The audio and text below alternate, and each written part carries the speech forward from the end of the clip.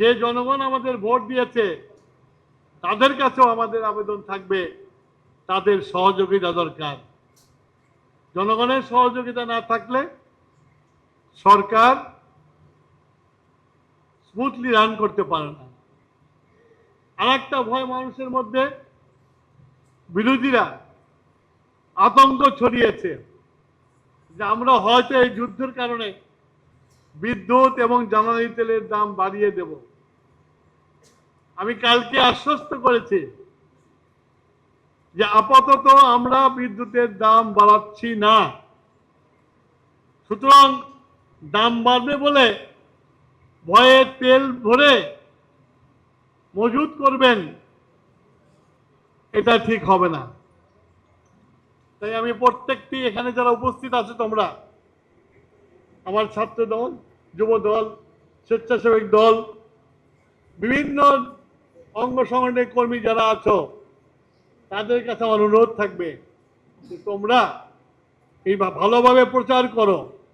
তেলের অভাব নাই, কিন্তু রেশনিংটা চালু রাখতে হবে। আমরা জানি না ওই যুদ্ধ কবে বন্ধ হবে, এটা মানুষকে বলতে হবে এবং মানুষও বোঝে। আমি অনেক ড্রাইভারের সাথে আলাপ করেছি, অনেক মোটরসাইকেলের সাথে আলাপ করেছি, তারা বলেছে বুঝি, কিন্তু একটু বেশি না রাখলে কেমন হয়। ভাই, বেশিটা একটু কম রাখে, প্রতিদিন তোলেন, তো প্রতিদিন আসা লাগে, সময় নষ্ট হয়। তো লাইন ধরে সময় নষ্ট করছেন, সেটা হিসাব করছেন না আপনারা। তো যাই হোক, আমি এই জিনিসটা পরিষ্কার করলাম এই জন্যই, এটা এখন বাংলাদেশের সবচেয়ে বড় ইস্যু, একটা ইস্যু। আবার চোরাচালানিরা চোরাচালানি করছে, ব্ল্যাক মার্কেটরা ব্ল্যাক মার্কেট করছে। এইসব ব্যাপারে সবাইকে সজাগ হতে হবে। আজকে আমাদের নেতা তারেক রহমান, বাংলাদেশের প্রধানমন্ত্রী, দেশ পরিচালনার দায়িত্ব হাতে নিয়েছে। আল্লাহর রহমতে একটা কথা খুব দৃঢ়তার সাথে বলতে পারি যে আমরা যে স্বল্প সময়ে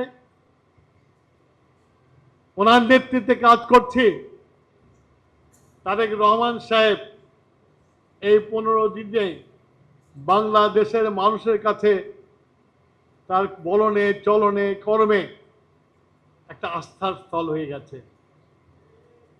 সেই আস্থার স্থলের সোলজার হচ্ছে আমাদের দলের নেতৃবৃন্দ। সেই সোলজারদেরকেও জনগণের কাছে আস্থার জায়গায় যেতে হবে। সবাই যদি আমরা আস্থা গ্রহণ করতে পারি, তাহলেই তারেক রহমান বাংলাদেশের আনচ্যালেঞ্জ লিডার হবে।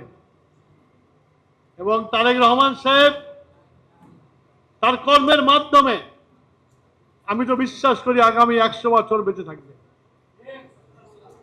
যেমন জিয়াউর রহমান সাহেব বেঁচে আছেন, যেমন বেগম খালেদা জিয়া বেঁচে আছে, তারেক রহমানও বাংলাদেশের রাজনীতিতে তারার মতো জল জল করে জ্বলবে।